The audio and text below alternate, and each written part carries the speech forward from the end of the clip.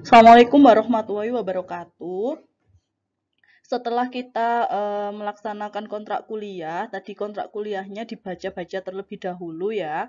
Kemudian kita lanjut ke pengantar analisis kualitatif. Jadi kimia analitik itu kan kelanjutan dari mata kuliah kimia dasar. Kemudian di kimia analitik ini nanti ada dibagi menjadi dua, yaitu analisis kualitatif dan analisis kuantitatif. Kemudian nanti juga kita masukkan juga materi tentang dasar-dasar pemisahan atau cara-cara pemisahan. Tujuannya adalah nanti sebagai bekal untuk materi selanjutnya atau mata kuliah di semester selanjutnya, yaitu analisis farmasi 1 dan analisis farmasi 2. Seperti itu. Nah, untuk yang di mata kuliah kimia analitik ini kita fokuskan ke analisa kualitatif kation dan anion senyawa anorganik, serta analisis kuantitatifnya itu analisis kuantitatif dengan metode konvensional atau metode lama ya. Jadi belum menggunakan instrumen, tapi nanti di mata kuliah di semester selanjutnya yaitu analisis farmasi itu kita sudah belajar analisis menggunakan metode instrumental. Nah, kenapa metode konvensional ini masih diberikan? Karena kita kan tidak tahu nasib membawa kita kemana. Nah, kalau misalkan nanti kerjanya itu di tempat yang apa namanya minim instrumen, berarti kan masih menggunakan metode yang konvensional. Jadi tetap metode konvensional juga harus dipelajari seperti itu.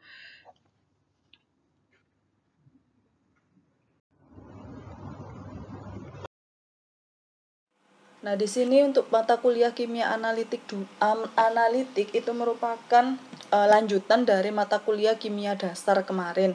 Kalau di kimia dasar kemarin sudah belajar tentang golongan periode, kemudian tata nama senyawa, kation anion, ya ikatan ionik, kovalen, kemudian pH dan lain sebagainya, maka di kimia analitik konsep-konsep dari kimia dasar yang sebelumnya itu akan kita terapkan di sini. Jadi kimia analitik ini merupakan aplikasi dari kimia dasar gitu. Kemudian kimia analitik sendiri didefinisikan sebagai bagian dari ilmu kimia yang pelajari teori dan cara yang digunakan untuk menentukan bagian-bagian dari suatu zat atau persenyawaan kimia atau campuran dari persenyawaan kimia. Jadi gambarannya kalau analitik itu kan sama dengan analisis, berarti kita menganalisa. Nah, kalau kita menganalisa berarti kita kan yang kita analisa itu apa dan atau yang kita analisa itu berapa. Nah, di situ maka dari itu kimia analitik itu dibagi menjadi dua, yaitu analisis kualitatif dan analisis kuantitatif. Dengan kata tanya, jika analisis kualitatif itu kata tanya untuk analisisnya adalah apa, sedangkan analisis kuantitatif adalah berapa. Jadi kalau misalkan kita punya zat yang kita tidak tahu itu kandungannya apa, maka dapat dilakukan terlebih dahulu analisis kualitatif untuk mengetahui apa yang terkandung di dalam zat yang kita miliki tersebut. Kemudian kalau misalkan kita sudah mengetahui zat atau sampel yang kita miliki itu apa, maka kita dapat menentukan kadar atau konsentrasinya. Nah, penentuan kadar atau konsentrasi ini masuk dalam analisis kuantitatif karena kadar atau konsentrasi itu kan kata tanyanya berapa. Jadi kalau misalkan kita punya asam asetat dalam satu botol, tapi kita tidak tahu konsentrasinya berapa. Nah, dari situ kita dapat melakukan analisis kuantitatif untuk mengetahui berapa konsentrasinya, berapa kadarnya, seperti itu. Kemudian ini ada definisi yang lebih detail tentang analisis kualitatif dan analisis kuantitatif. Yang pertama, analisis kualitatif adalah bagian dari ilmu kimia analitik yang menyelidiki atom-atom, molekul-molekul, gugus-gugus apa yang terdapat di dalam suatu zat yang belum dikenal, baik dalam suatu persenyawaan maupun dalam campuran senyawa. Jadi gambarannya kalau analisis kualitatif itu kita belum tahu zatnya atau zat yang belum kita kenal, Kemudian kita cari apa ionnya, apa kationnya, apa anionnya, apa atomnya, apa molekulnya, apa gugusnya. Nah, itu masuk dalam analisis kualitatif. Kalau analisis kuantitatif adalah menyelidiki jumlah atau perbandingan dari atom-atom atau molekul-molekul atau gugus-gugus dari zat yang telah diketahui susunan kualitatifnya. Jadi kalau kuanti digunakan untuk mengetahui zat yang sudah tahu dia susunan kualitatifnya, atau zat apa yang sudah kita sampelnya itu sudah kita kenal senyawanya tapi kita tidak tahu kadarnya. Nah, maka dari itu untuk mengetahui kadarnya kita lakukan analisis kuantitatif. Kemudian ini konsep dasar penunjang analisis kualitatif. Nah, di sini ada valensi unsur, penggolongan atom unsur dan senyawa, macam-macam garam dan ionisasinya, kelarutan zat di dalam air, pengenalan zat kimia yang meliputi larutan elektrolit, teori asam basa, pH, pembentukan endapan, senyawa ion kompleks. Nah, di mana konsep dasar ini hampir semuanya sebagian besar telah kita pelajari di kimia dasar, di mata kuliah kimia dasar. Contohnya valensi unsur. Nah, valensi unsur ini kan berkaitan dengan golongan dan periode dari masing-masing atom. Kemudian penggolongan atom, unsur, dan senyawa. Nah, ini berkaitan dalam penggolongan ya yang ada di dalam sistem periodik itu. Jadi penggolongan atom, unsur, dan senyawa ini ada kaitannya juga sama valensi. Dari valensi itu muatan ya, muatannya berapa, plus 1, plus 2, min 1, min 2 ya. Kalau golongan 1A itu plus 1, golongan 6A itu min 2, golongan 7A itu min 1, seperti itu. Ini kan sudah dipelajari kimia dasar. Kemudian macam garam dan ionisasinya. Nah, Anda ingat di mata kuliah kimia dasar membahas tentang ikatan ionik. Nah, ini kan membahas tentang garam dan ionisasinya. Ada pula tata namanya ya, tata nama senyawa polikationik, polianionik gitu. Kemudian garam-garam poliion itu kan ada di kimia dasar semuanya. Kemudian kelarutan zat di dalam air, ini reaksi kimia di dalam air. Nah, ada yang zat itu kalau direaksikan itu dia akan membentuk larutan yang homogen, ada yang membentuk larutan yang heterogen. Kemudian ada yang membentuk endapan atau suspensi. Ada yang dia membentuk koloid, atau koloid ini kan dia antara larutan homogen sama suspensi, jadi partikelnya melayang-layang. Nah, itu semua nanti akan kita dengan bekal pengetahuan di mata kuliah sebelumnya, nanti kita dapat melakukan analisis kualitatif ini dengan mudah gitu. Kemudian ini pengenalan zat kimia itu yang meliputi teori larutan elektrolit, teori asam basa, pH, ini kan juga sudah kita pelajari ya di mata kuliah sebelumnya.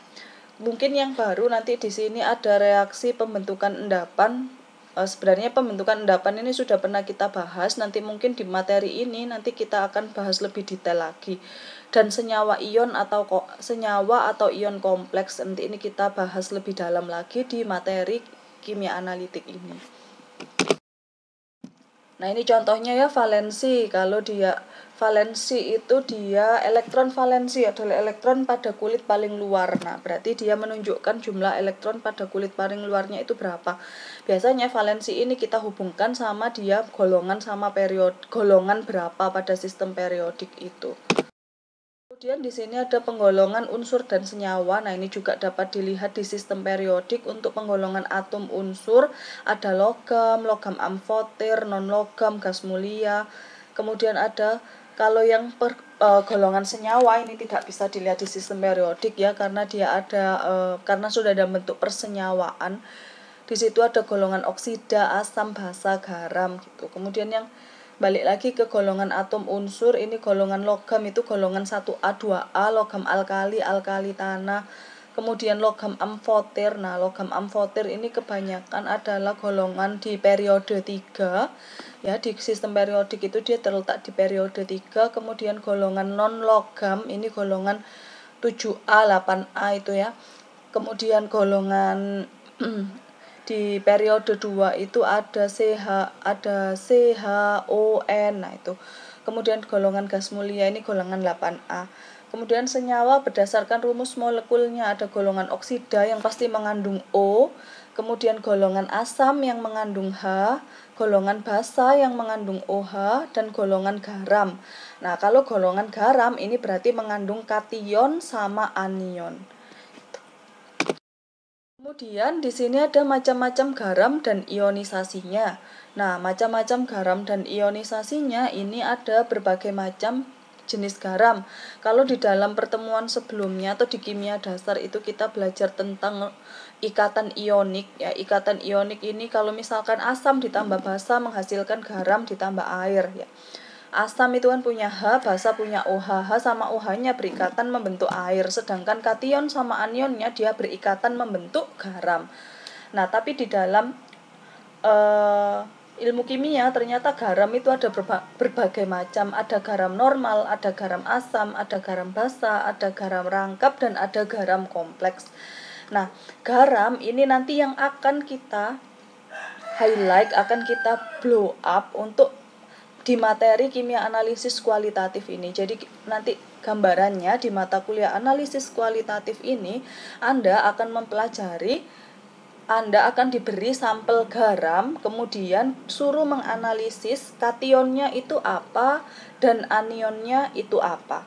Seperti itu. Jadi maka dari itu ini di materi yang macam-macam garam ini akan saya jelaskan lebih detail. Nah, yang pertama adalah garam normal. Garam normal ini sama dengan garam netral. Biasanya garam normal ini dibentuk dari asam kuat dan basa kuat.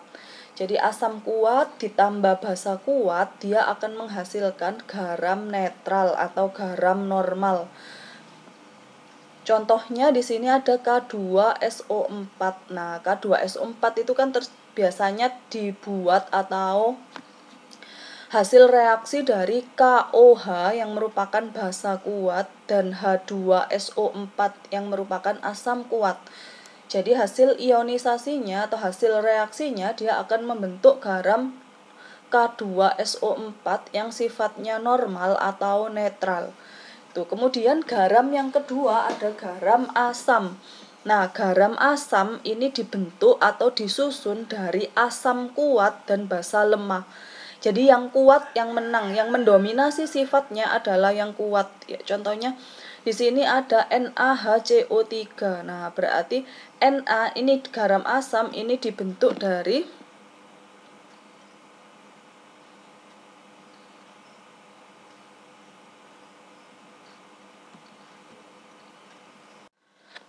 garam asam ini dibentuk dari NaHCO3. Nah, di situ hasil ionisasinya kan dia terbentuk H+ pada ujungnya, pada hasil akhir reaksi. Sehingga garam asam ini garamnya bersifat asam karena dia ionisasinya menghasilkan asam. Contoh lainnya untuk garam asam ini yang kalau dibentuk dari senyawa asam kuat sama basa lemah, contohnya adalah NH4Cl. Nah, NH4Cl. NH4Cl itu dibentuk dari NH4OH dan HCl. NH4Cl itu basa lemah, HCl itu asam kuat, sehingga garam yang terbentuk dari reaksi NH4OH ditambah dengan HCl membentuk garam yang bersifat asam. Kemudian ada garam yang bersifat basa. Nah, biasanya garam yang bersifat basa ini dapat dilihat dari ionisasinya yang menghasilkan OH-. Atau garam basa ini secara umum dibentuk dari basa kuat dan asam lemah. Contohnya CH3COONA. CH3COONA itu dibentuk dari CH3COOH yang merupakan asam lemah dan NaOH yang merupakan basa kuat. Sehingga jika direaksikan dia akan menghasilkan CH3COONA yang sifatnya garam basa. Kemudian garam rangkap. Nah, garam rangkap ini dapat kita lihat jika dia mengalami ionisasi lebih dari satu kali atau dalam ionisasinya itu dia melepaskan dua atom yang sama. melepaskan dua atom yang sama tapi dalam bentuk persenyawaan yang berbeda. Contohnya CaOCl2. Nah, ini Cl-nya itu kan dia keluar, ada dua Cl yang keluar dalam bentuk OCl dan OCl- dan Cl-. Nah, sehingga ini adalah garam rangkap. Biasanya garam rangkap ini dia kebanyakan ada ikatan yang ada di dalam garam rangkap itu ada ikatan ion dan ikatan kovalen. Nah, garam rangkap ini lebih cenderung susah terionisasi karena atau terionisasinya sebagian karena di situ ada ikatan kovalen yang terlibat juga. Kemudian ada garam kompleks. Nah, garam kompleks ini ada contohnya ada K2FeCN6. Nah, K2FeCN6 kalau ciri-cirinya garam kompleks itu dia punya atom logam dan ligan. Nah, yang mana yang namanya ligan? Ligan itu yang CN6. Nah, dalam kurung kemudian ada 6-nya di bawah itu. Biasanya yang dalam kurung itu adalah ligan dan 6 yang di bawahnya itu adalah bilangan koordinasi. Jadi dia gambarannya gini, K2FeCN6. K sama FeCN6 itu dia berikatan ionik, tapi Fe sama Cn6 itu dia berikatan kovalen koordinasi. Sehingga kalau terionisasi garam kompleks ini dia akan terionisasi sebagian, tidak terionisasi sempurna. Karena ada FeCN6 itu dia ikatannya kovalen, ikatan kovalen koordinasi, di mana ikatan kovalen itu dia lebih kuat daripada ikatan ion, sehingga waktu dia dilarutkan dia tidak mudah terlepas ikatannya, sehingga yang terlepas adalah ikatan antara K plus sama FeCN6 4- di situ. Nah, Fe ciri-cirinya garam kompleks tadi kan ada logam dan ligan. Nah, logam yang dimaksud di sini adalah bukan K+, tapi Fe. Fe ini berperan sebagai atom pusat namanya.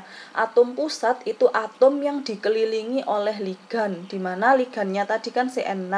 Berarti gambarannya Fe itu berdiri di tengah-tengah, kemudian di keenam sisinya itu dia ditarik sama Cn. Nah, karena dia ditarik dengan banyak ligan, maka struktur dari garam kompleks ini adalah tidak mudah mengendap. Karena gampangannya kalau kita ditarik sama banyak orang di semua sisinya, nah itu kan kita jadinya stabil berdirinya. Kalau dia berdirinya stabil, maka dia kan tidak akan mudah jatuh. Sehingga dia garam kompleks ini karena adanya tarikan dari ligan di berbagai sisi, maka garam kompleks ini dia tidak mudah mengendap. Seperti itu. Ini kelarutan zat di dalam air. Nah, kelarutan zat di dalam air ini penjelasan lebih detailnya ada di slide analisa pendahuluan. Ya, analisa karena salah satu dari cara analisa kualitatif itu melakukan analisa kualitatif pendahuluan, penggolongan sama penetapan. Jadi untuk analisa pendahuluan itu salah satunya adalah menentukan kelarutan zat di dalam air. Nah, gampangannya gini gambaran sederhananya. Nah, di sini untuk membaca tabelnya, di situ ada garam KNaNH4 ya. Kemudian dia larut, kemudian dia larut di kolom larut ini dia semua larut. Nah, di sini artinya garam KNaNH4 dengan semua anion ya. Jadi KNaNH4 ini kan kation. Kalau dia garam itu kan terdiri dari kation dan anion. Jadi kalau KNaNH4 ini kation berikatan dengan semua anion maka dia akan larut. Begitu membacanya. Kemudian kalau kita punya anion nitrat, asetat, bromat, iodat, klorat ya. Nitrit, nitrat, asetat, klorat, bromat, iodat berikatan dengan semua kation ya. Jadi karena yang sebelah kiri ini anion berikatan dengan semua kation, maka dia akan larut semuanya. Nah, kemudian di baris yang ClBr-I, nah jika kita punya anion Cl-, Br-, I-, maka kemudian berikatan dengan kation lainnya selain Ag, Hg, dan Pb, maka dia larut. Tapi jika Cl ini berikatan, ClBr(I) ini berikatan dengan Ag, Hg, dan Pb, maka dia akan membentuk endapan atau tidak larut. Ya, jadi kalau misalkan Anda punya senyawa AgCl ya dilarutkan di dalam air, dia tidak larut. Kalau dia nanti pas praktikum Anda dapat kationnya itu anionnya itu Cl, oh saya nebaknya Ag, tapi di analisa pendahuluannya itu larut, berarti Anda salah menganalisa. Seperti itu. Jadi kalau seharusnya anion atau garam Anda itu, sampel Anda itu larut, maka tidak boleh menebak larut di dalam air ya. Maka tidak boleh menebaknya atau menyimpulkannya itu AgCl, karena dari analisa pendahuluan di kelarutan zat dalam air dia kan larut. Kalau AgCl dia tidak larut di dalam air. Seperti itu. Kemudian di sini kalau ada sulfat ya, ada sulfat. Anion sulfat berikatan dengan kation selain Ca, Ba, Pb, dan Sr, dia akan larut. Tapi kalau dia berikatan sama Ba, misalkan ya BaSO4, Ba sulfat, itu berarti dia dilarutkan dalam air, dia tidak larut. Jadi kalau dapat sampel yang larut dalam air, berarti kemudian diidentifikasi kationnya Ba, maka Anda jangan menebak anionnya itu sulfat. Pasti selain sulfat, karena sampel di pendahuluan dia larut air. Tapi kalau dia tidak larut, boleh menebaknya Ba sulfat ya, gitu. Kemudian ini pengenalan zat kimia meliputi larutan elektrolit, asam basa, pH larutan, reaksi pembentukan endapan, senyawa, dan ion kompleks. Nah, ini dia dapat digunakan sebagai analisa di pendahuluan, penggolongan, ataupun penetapan. Nah, untuk analisa pendahuluan, penggolongan, penetapan, kan dia ada materi sendiri di penjelasan materi selanjutnya. Jadi ini sebagai gambaran awal tentang materi analisa kualitatif. Seperti itu. Terima kasih atas perhatiannya, kurang lebihnya mohon maaf. Kita lanjutkan di materi yang kedua tentang analisa kualitatif pendahuluan. Akhir kata, Assalamualaikum warahmatullahi wabarakatuh.